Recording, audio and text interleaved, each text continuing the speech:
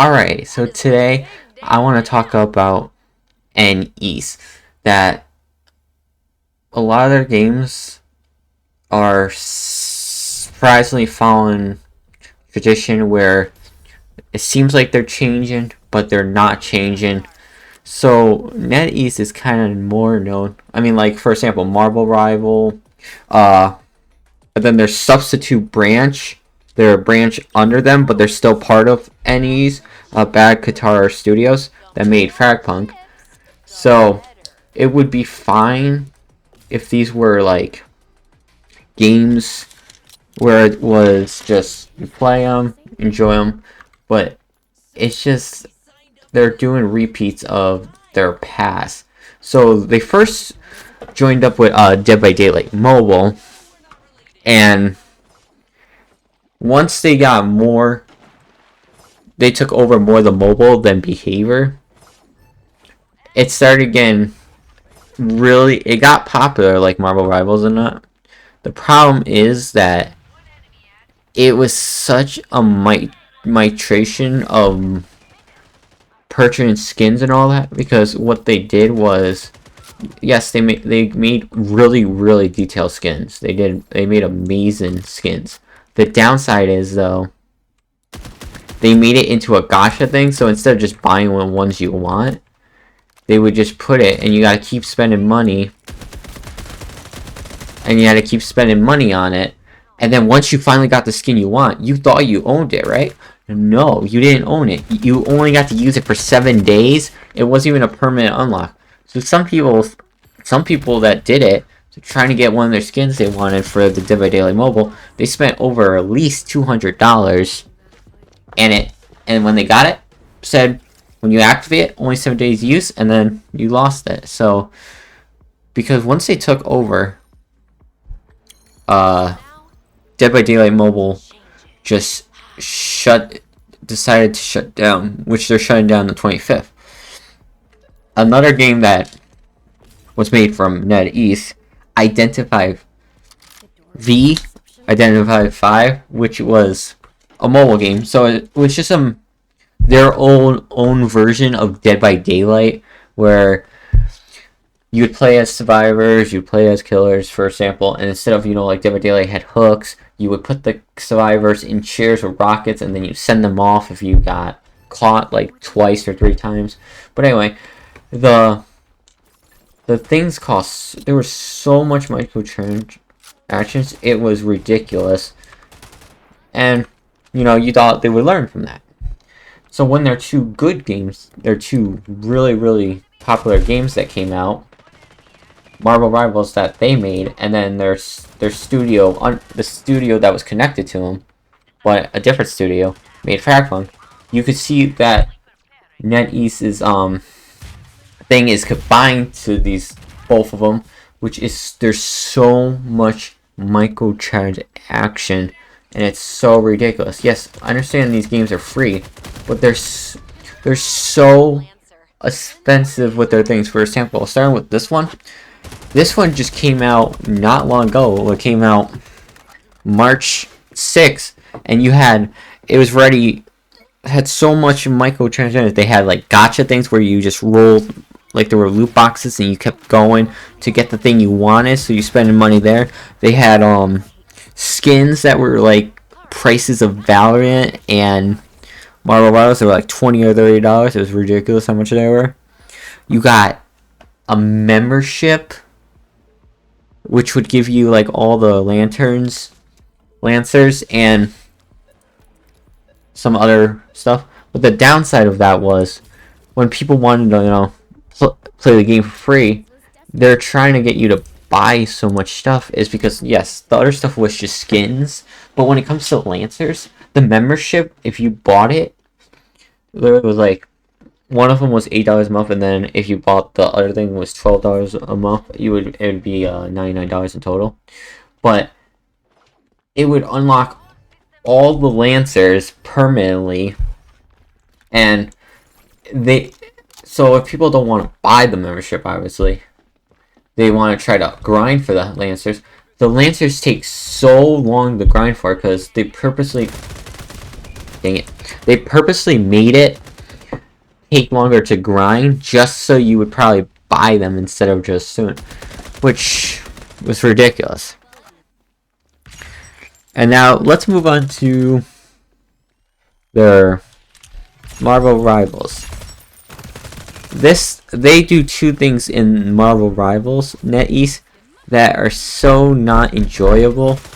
Yes, they do the same thing where their shop is really expensive, $30, $20 for a skin. It's not worth it. The battle pass though is so annoying though for Marvel Rivals, even Fragpunk. They make it so you won't have enough for the next battle pass, so you have to buy one battle pass, and then if you want to buy, so you would have to buy two battle passes, and by the time you have enough, then you get the third one free, but then you gotta buy the next one. It's not like the other games where they're free. You buy one battle pass and you earn enough, and if you don't buy anything in the item shop, you can keep getting battle passes for free, which they should do, but they're not doing that. And it's annoying for players because you're already putting so much, making the skins where people want them, and they have to pay so much to have them. It's ridiculous. But I think the thing I despise NetEase doing the most, they put it on their site, they told they were doing, is they use an AI in Marvel Rivals to predict the outcomes of games before you play them, and also if you lose too many times, they'll obviously put you in a game where you're pretty much gonna have a higher chance of winning than losing.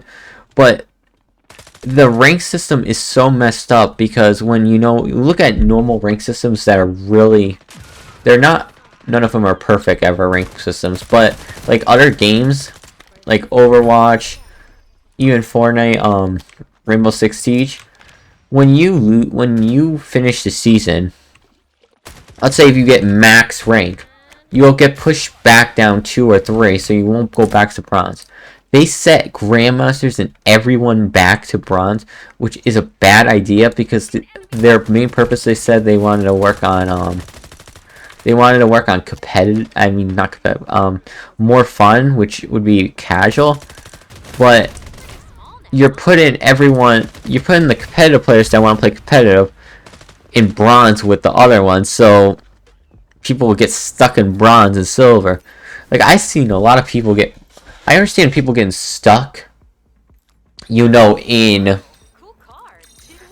they get stuck in silver, I mean they get stuck in gold or higher, but these people are getting stuck in bronze and silver, and it's ridiculous because some of the games they get, it's like they're playing in diamond and all that, and it's ridiculous because they're trying to get better, but the problem is they can't because they're getting placed with, like, it's understandable if you get placed with one person or two people that are higher skill level than you, but they're getting put by your bronze, and you're getting put by a team that is, let's say, they probably all got Grandmaster or even Diamond, and so you just get steamrolled every time, and it's like, okay, so how about you balance it out so you have like a 50-50 chance here of doing it, and not like you have a 5% of winning and then the other team just instant wins, because sometimes you get put on a team you're instantly lose no matter what, even if you try so hard, and then the other one you just win. And then now sometimes you notice when you play Marvel's Rivals, you're not always going against if you lose too many times, you're not always going against players, you're going against bots, and then they make two bots stronger, so you and the other bot's not able to wouldn't go after the two bots and make the bot strong, so you will win. Because when you look at the characters, like for example, if you look at players, you could view their careers in Marvel Rivals and you could see that they're actually players. But if you try to view their profile in the game, you can't, which that shows they're showing them all bots. They're not private. It's literally they're just bot players, because you could tell they play like bots, and then when you're trying to get into their profile to see how much they played, they don't have a profile. that you could look at. But when you look at players and then you see that a profile comes up, so they're trying to they're trying to tell you, trying to make you feel good to win. Sometimes, I'm not saying all the time because sometimes you'll get good players, but when the times you lose so many times, they actually put you in with a lot of bots, and because what they want you to do is they want you to feel like you're doing good, even though it's hard to tell if you're doing good or not because the rank system is so messed up, so you can't tell if you're actually getting better or not. And they want to make you the reason they actually want to make you feel good, it's not just because they're like, oh, they want to work on fun. Yes, they look like they are working on fun, but they also want you to buy more skins.